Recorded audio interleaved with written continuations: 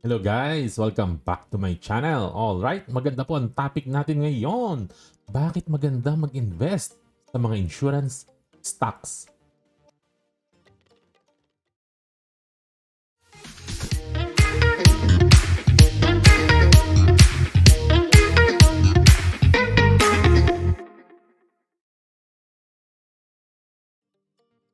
Welcome back. Ayan, insurance stocks po ang pag-uusapan po natin ngayon. At previously po kasi, no, diniscuss ko po kung bakit maganda mag-invest sa mga school stocks, no, lalo-lalo na po sa mga dividend investor. Ililink ko po sa taas kung hindi niyo po napanood po ito. Pero this episode, insurance stock ang titingnan po natin, no. Kasi yung insurance stocks dati hindi ko pinapansin, no. Not until nung ni-request po ni Tex Winter, no, isa nating kaibigan at matagal na pong viewer na si Tex Winter. So doon ko ni-review ito pong insurance stocks at nakita ko maganda ito for long-term dividend investor. So i-recap ko lang po, no, kung na-discuss ko na po ito before, pasensya na po, pero i-recap ko lang po na ito po ang Manulife. Kung titingnan po natin yung chart, no, dito sa website po, no, na ito. Ano nga ba website ito? Limutan ko na, no? Tingnan nyo na lang po sa Y chart po yata ito, no? Pataas ng pataas ang dividends po ito. At actually, more than 10 years na po na ito ang trend po nila. At ito po ang Sun Life na pataas din po ng pataas. Ang dividends, napakaganda, no? Lalo-lalo na po sa mga dividend investor. Ang tanong ngayon, bakit pataas ng pataas ang dividends? And this is my take po nito, no? Ito po, personal opinion ko po ito at maaari pong hindi po ito ganun ka-accurate, no? So kung mas may alam po kayo sa insurance, no, paki-comment naman po sa baba, paki-correct niyo po kung mali po ang interpretation ko. Pero sa akin po, ito po ang interpretation ko kung bakit napakagandang business ng mga insurance stock, no? So ang unang-unang nakikita ko po kasi, kung hindi po ninyo napapansin sa mga wala pa pong insurance, ay sa mga may insurance na po sa inyo pala, no? At sa marami pong kaibigan sa inyo na may financial advisor, ano ba ang pinupush nila na product kadalasan, no? Typically, bihira na po kayo makakakita ng mga term insurance, ganyan-ganyan. Usually, hindi na po nila pinupush yan. Ang pinupush po nila ay yung variable universal life insurance. Okay, no? Ito po yung type ng insurance na may insurance plus investment. Kaya mas malaki po itong mas malaki yung babayaran mo sa product po na ito kasi may hindi lang insurance ang bibili mo, pati investment. Alam ko ito halos dito po talaga nakafocus ang majority or malaking part talaga ng binebenta or pinupush po ng mga financial advisors ay ito pong VUL, no, na may insurance and investment. Kaya ito po ang nakita ko po na nagpapaganda sa negosyo po nila. Bakit? Number one, sino ang customers, no? At ito po mga VUL po na to, hindi po ito mura at matagal po ang commitment po nito. So, ang mga tao po na usually kumukuha po nito ay may disposable income. May sobra po silang pera. Sumosobra yung sahod nila kaysa sa pangangailangan nila sa gastos. Either malaki ang sweldo nila or siguro matipid po sila at may sobra po sila, no? Kasi po, wala naman pong taong loko-loko na magko-commit ka kasi 5 or 10 years ito. Diyan lang naglalaro yan sa dalawang yan, no? Kung hindi 5 years, 10 years, no? Ako yung nakakuha ko sa Manulife 5 years, sa Sun Life 10 years. Depende po sa inyo po, no? Or sa kausap po ninyo. Pero ganyan po ang term niya. So, wala po loko-loko na papasok po dito na sa tingin niya, hindi niya matatapos itong 5 to 10 years. So, usually po mga tao po dito, talagang committed po sila, no? And they're committed to be there long term. So, yun po, no? And they are after long-term insurance. Yun ang hinahanap nila, no? Na long-term sila, ma-secure ang buhay nila, ma-secure ang family po nila. And of course, no, feeling ko po, additional, no? Or additional bonus lang ito na may investment pa nakasama po, no? So, in short, yung bumibili po nito, no, sa akin pong palagay, hindi po ito madalas mag-back out. Sa tingin ko lang po, no, sa akin pong palagay, although of course wala po akong data, pero ako, no, psychologically lang po ang sa akin po. And of course, yung mga kilala ko po na kumukuha ng insurance, no, feeling ko po hindi po madalas mag-back out yan kasi may disposable income yan. At bago nila pinasok ito, alam na nila yung pinapasok po nila. So they're there for a very long time, no? Kasi ang gusto nila, meron silang peace of mind, no?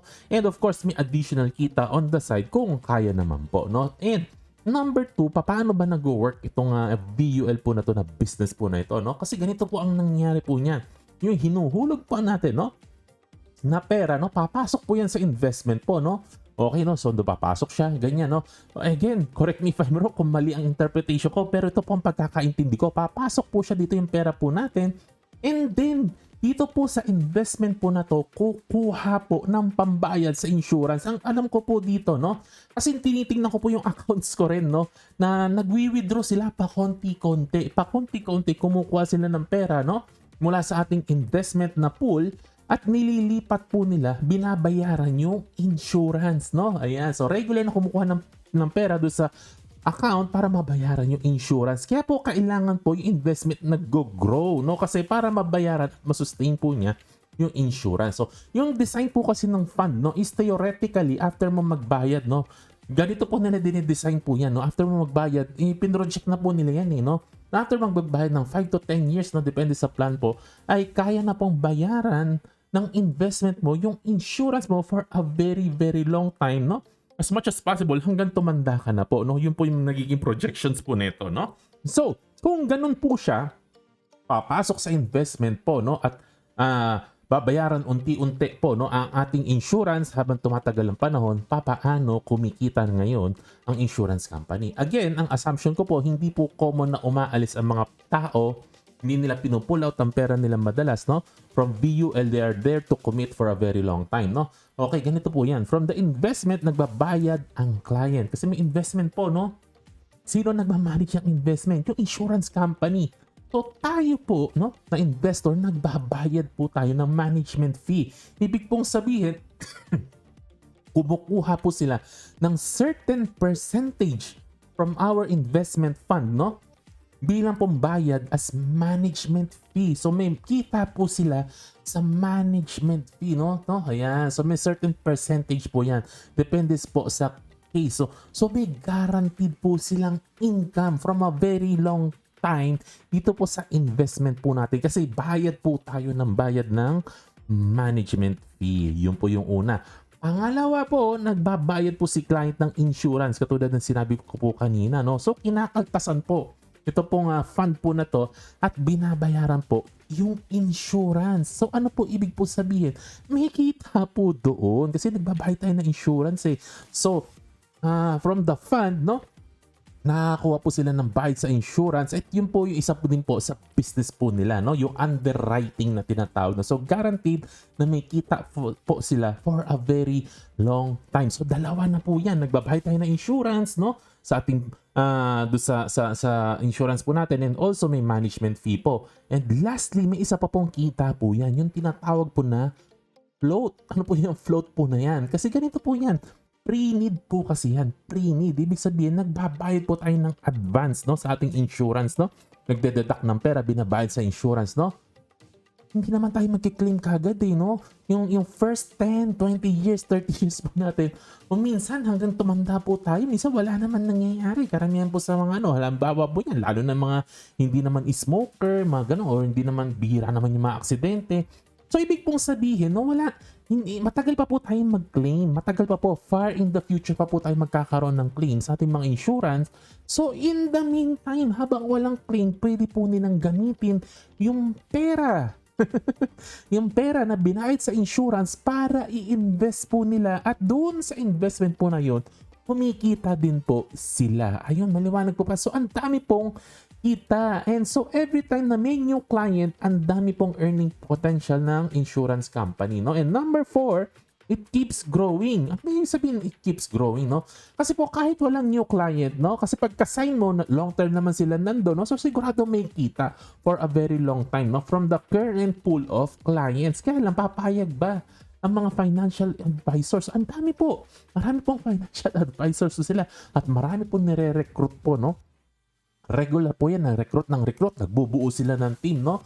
Para mag-form sila ng group, no? Ng mga financial advisors.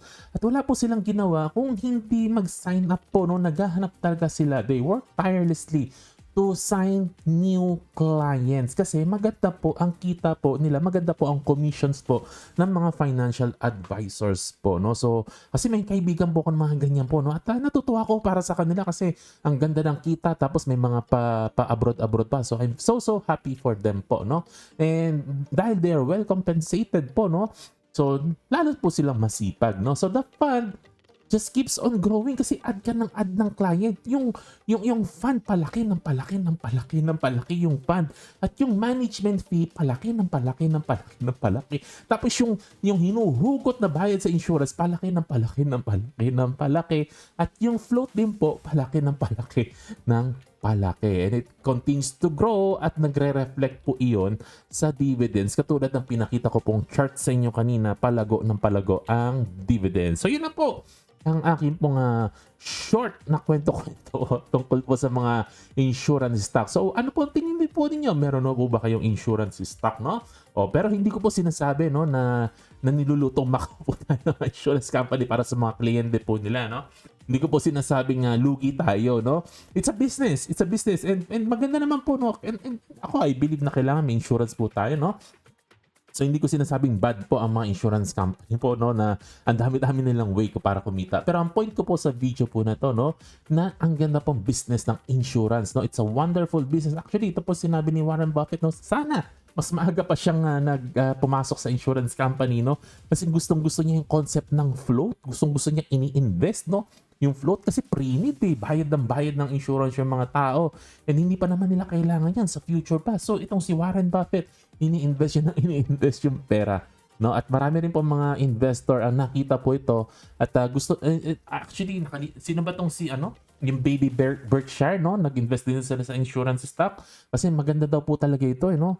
Kasi nga dahil po sa float na tinatawag. And the point nga po, yun, again, going back, no, maganda pong business ng insurance, no, lalo-lalo na po for dividend investor. Ayun lang po ang kwentuhan po natin yun. Again, hindi ko po nire-recommend na bumili po kayo ng mga insurance stock. Ako po ay nagkukwento lang ng pananaw ko at maaaring mali po ako at maaaring hindi accurate ang sinasabi ko po sa inyo dahil possible din po na syunga-syunga po ako. Basahin niyo lang po ang mga disclaimer. Kung may correction po kayo, i-correct niyo na lang po ako, no? Okay, like, subscribe, share, hit notification bell. Kwentuhan po tayo sa baba. Happy investing. To God be the glory. God bless. Bye-bye.